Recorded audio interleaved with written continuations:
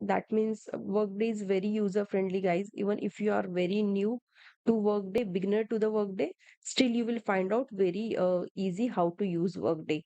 Very basic navigations we have, search commands, templates, everything is set up into Workday. You just have to know how to use the Workday. And also it is involving in every years. Okay, two updates, one in March and second in September. So you get the updated features of Workday. After that, you get the real-time analytics. As I already told you, mobile accessibility is there. After that, security and compliances are very strong into Workday. So that is the key benefits of Workday, you can say. And then we have Workday core HCM module.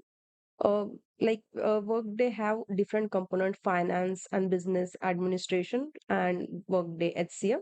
So our topic is Workday core HCM.